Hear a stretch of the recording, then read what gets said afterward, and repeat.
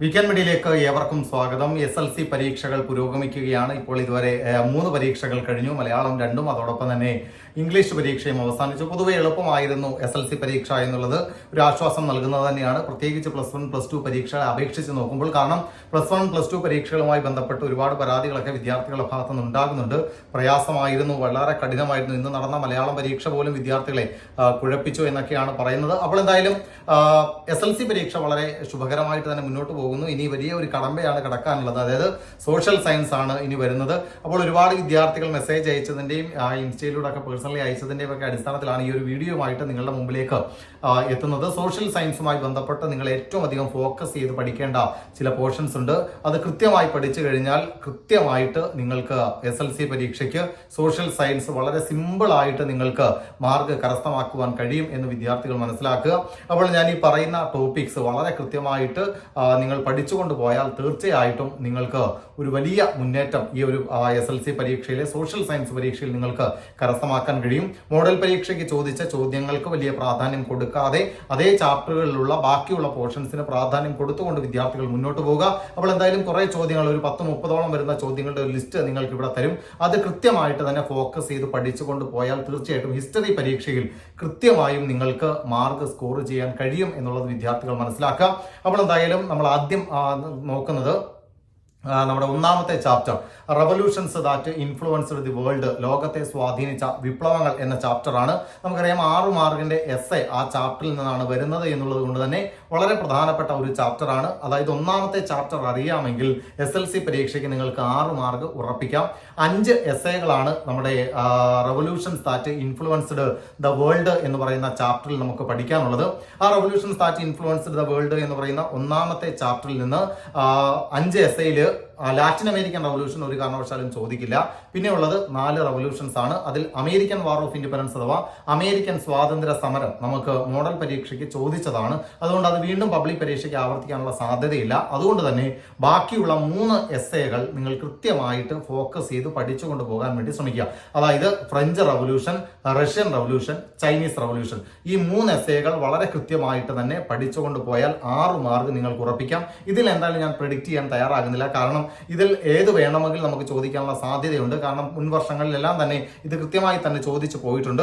French റവല്യൂഷനോ, Russian റവല്യൂഷനോ, Chinese റവല്യൂഷനോ, ഈ 3 എണ്ണത്തിൽ ഏതെങ്കിലും ഒന്നായിരിക്കും നിങ്ങളുടെ പബ്ലിക് എക്സാമിന് 6 മാർക്കിന്റെ എസ്സേ ആയിട്ട് വരിക.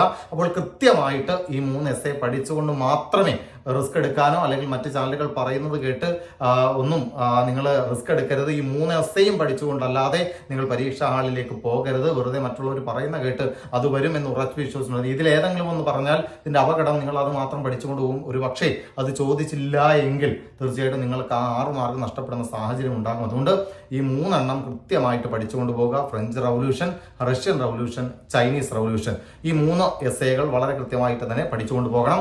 അങ്ങനെ പോയാൽ 6 മാർക്ക് നമുക്ക് ഉറപ്പിക്കാൻ കഴിയും. പിന്നീട് രണ്ടാമത്തെ ചാപ്റ്റർ നമ്മൾ ഒഴിവാക്കുകയാണ്. കാരണം ഒന്നാമത്തെ ചാപ്റ്റർ അറിയാവുന്ന ഒരു വിദ്യാർത്ഥിയെ സംബന്ധിച്ച് രണ്ടാമത്തെ ചാപ്റ്റർ നമുക്ക് പഠിക്കേണ്ടതില്ല. പിന്നെ ഉള്ളത് പബ്ലിക് അഡ്മിനിസ്ട്രേഷൻ എന്ന് പറയുന്ന ചാപ്റ്റർ ആണ്. പൊതുഭരണം അല്ലെങ്കിൽ പബ്ലിക് അഡ്മിനിസ്ട്രേഷൻ എന്ന് പറയുന്ന ചാപ്റ്റർ വളരെ പ്രധാനപ്പെട്ട ചാപ്റ്റർ ആണ്. പൊതുഭരണം, അതിൽ നിന്ന് വളരെ ഇഷ്ടം പോലെ ചോദ്യങ്ങൾ ചോദിക്കാറുണ്ട്. ഇത്തവണ അതിൽ നമ്മൾ മനസ്സിലാക്കേണ്ടത് 4 മാർക്കിനാണ് പബ്ലിക് അഡ്മിനിസ്ട്രേഷന് ചോദിക്കുക. ഒരു 1 വേർഡ് ചോദ്യം ഉണ്ടാകും. അതോടൊപ്പം തന്നെ 3 മാർക്കിന്റെ ഒരു ചോദ്യവും ഉണ്ടാകും. അങ്ങനെ ടോട്ടൽ 3-1 എന്ന ക്രമത്തിലായിരിക്കും പബ്ലിക് അഡ്മിനിസ്ട്രേഷൻ അഥവാ പൊതുഭരണം എന്ന് പറയുന്ന ചാപ്റ്ററിൽ നിന്ന് വരിക. അപ്പം പബ്ലിക് അഡ്മിനിസ്ട്രേഷൻ ചോദിക്കാൻ പറ്റുന്ന ഏറ്റവും പ്രധാനപ്പെട്ട ഒരു 1 വേർഡ് ചോദ്യം നമ്മുടെ public administration is the administration of government, ഗവൺമെന്റിനെ കുറിച്ചുള്ള പഠനം അല്ലെങ്കിൽ ഗവൺമെന്റിന്റെ ഭരണമാണ് പൊതുഭരണം എന്ന് പറഞ്ഞത് ആരാണ് ചോദിച്ചിട്ടുള്ള ചോദ്യമാണ്. അത് N. ഗ്ലാഡൻ എന്നാണ്. അതോടൊപ്പം തന്നെ അഴിമതി തടയുന്ന സ്ഥാപനങ്ങൾ, ദേശീയ തലത്തിൽ നാഷണൽ ലെവലിൽ അഴിമതി തടയാനുള്ള സ്ഥാപനങ്ങൾ ഏതൊക്കെയാണ് എന്നുള്ളത് ചോദിച്ചിട്ടുണ്ട്. നാഷണൽ ലെവൽ ആകുമ്പോൾ 2 എണ്ണമാണ്, ലോക്പാലും അതോടൊപ്പം തന്നെ സെൻട്രൽ വിജിലൻസ് കമ്മീഷനും. അങ്ങനെയാണെങ്കിൽ സ്റ്റേറ്റ് ലെവലിൽ അഴിമതി തടയുന്ന സ്ഥാപനങ്ങൾ ഏതൊക്കെയാണ്? അത് ലോകായുക്തയും സ്റ്റേറ്റ് വിജിലൻസ് കമ്മീഷനും. ഇതാണ് നിങ്ങളുടെ മോഡൽ എക്സാമിന് ചോദിച്ച ചോദ്യം തന്നെ. അതാണ് 3 മാർക്കിന് ഇന്ത്യയിൽ അഴിമതി തടയാനുള്ള സ്ഥാപനങ്ങൾ ഏതൊക്കെയാണ് എന്നുള്ളതായിരുന്നു ചോദ്യം. അതോടൊപ്പം തന്നെ മറ്റൊരു ചോദ്യം 1 വേർഡ് ആയിട്ട് വന്നിട്ടുള്ളത് നമ്മുടെ UPSCയുടെയും PSCയുടെയും ചെയർമാനെയും മെമ്പർമാരെയും അപ്പോയിന്റ് ചെയ്യാനുള്ള അധികാരം ആർക്കാണ് എന്നുള്ളത് എന്നുള്ളതും ആ പ്രീവിയസ് ചോദ്യമാണ്. UPSCയുടെ ചെയർമാനെയും മെമ്പർമാരെയും അപ്പോയിന്റ് ചെയ്യുന്നത് നമ്മുടെ ഇന്ത്യൻ രാഷ്ട്രപതി പ്രസിഡന്റ് ഓഫ് ഇന്ത്യയാണ്. എന്നാൽ PSCയുടെ സംസ്ഥാന തലത്തിലാണ് PSC ഉള്ളത്. അപ്പോൾ PSCയുടെ ചെയർമാനെയും മെമ്പർമാരെയും അപ്പോയിന്റ് ചെയ്യാനുള്ള അധികാരം അതാത് സംസ്ഥാനങ്ങളിലെ ഗവർണർമാർക്കാണ്. ഇതും പ്രീവിയസ് ആയിട്ടുള്ള വൺ വേർഡ് ചോദ്യമാണ്. ഇതും ചോദിച്ചിട്ടുണ്ട്. അതോടൊപ്പം ഇന്ത്യൻ സിവിൽ സർവീസിലെ എക്സാമ്പിളുകളും പരീക്ഷയ്ക്ക് ചോദിക്കാറുണ്ട്. ഓൾ ഇന്ത്യ സർവീസിലെയും സെൻട്രൽ സർവീസിലെയും സ്റ്റേറ്റ് സർവീസിലെയും ഓരോന്നിന്റെയും എക്സാമ്പിളുകൾ വളരെ കൃത്യമായിട്ട് ചോദിക്കാറുണ്ട്. അതോടൊപ്പം തന്നെ റൈറ്റ് ടു ഇൻഫർമേഷൻ ആക്ട് നിലവിൽ വരാൻ കാരണമായ സംഘടന ഏതാണ് എന്നും ചോദിച്ചിട്ടുണ്ട്. 2005 നമുക്കറിയാം റൈറ്റ് ടു ഇൻഫർമേഷൻ ആക്ട് നിലവിൽ വന്നത്. അത് നിലവിൽ വരാൻ കാരണമായ സംഘടന മസ്തൂർ കിസാൻ ശക്തി സംഘാതൻ, രാജസ്ഥാനിലെ മസ്തൂർ കിസാൻ ശക്തി സംഘാതൻ എന്ന് പറയുന്ന സംഘടനയാണ്. അപ്പോൾ ഇതൊക്കെയാണ് വൺ വേർഡുമായി ബന്ധപ്പെട്ട് അവിടെ പഠിക്കാനുള്ളത്. ഇനി ഒരു 3 മാർക്കിന്റെ ചോദ്യം അതിൽ നിന്ന് ചോദിക്കും. ആ 3 മാർക്കിന് നമ്മൾ ഏറ്റവും അധികം ഫോക്കസ് ചെയ്യേണ്ട ചോദ്യങ്ങൾ ഇതാണ്. ഒന്ന്, ഇമ്പോർട്ടൻസ് ഓഫ് പബ്ലിക് അഡ്മിനിസ്ട്രേഷൻ അഥവാ പൊതുഭരണത്തിന്റെ പ്രാധാന്യം. അതോടൊപ്പം തന്നെ ഫീച്ചേഴ്സ് ഓഫ് ബ്യൂറോക്രസി, ഉദ്യോഗസ്ഥ വൃന്ദത്തിന്റെ സവിശേഷതകൾ എന്തൊക്കെയാണ് എന്നുള്ളത്. അവിടെ കൃത്യമായിട്ട് ഹയറാർച്ചിക്കൽ ഓർഗനൈസേഷൻ, പെർമനൻസ്, പൊളിറ്റിക്കൽ ന്യൂട്രാലിറ്റി എന്ന് പറഞ്ഞുകൊണ്ട് ഒരു 5 പോയിന്റ് നമുക്ക് പഠിക്കാനുണ്ട്. ആ പോയിന്റുകൾ മാത്രം പഠിച്ചാൽ മതി. അപ്പോൾ അത് കൃത്യമായിട്ട് പഠിക്കുക. അതോടൊപ്പം തന്നെ 3ാമത്തെ ചോദ്യം ഇന്ത്യൻ സിവിൽ സർവീസ് ആണ്. നമുക്കറിയാം ഇന്ത്യൻ സിവിൽ സർവീസ് നമ്മൾ 3ആയിട്ട് തിരിച്ചിട്ടുണ്ട്. ഓൾ ഇന്ത്യ സർവീസ് എന്നും സെൻട്രൽ സർവീസ് എന്നും സ്റ്റേറ്റ് സർവീസ് എന്നും തിരിച്ചിട്ടുണ്ട്.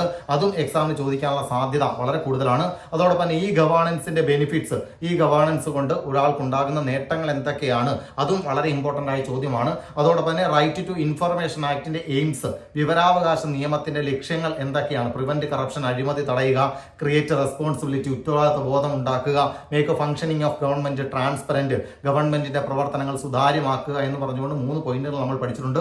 ആ 3 പോയിന്റും പഠിച്ചുകൊണ്ട് പോവുക.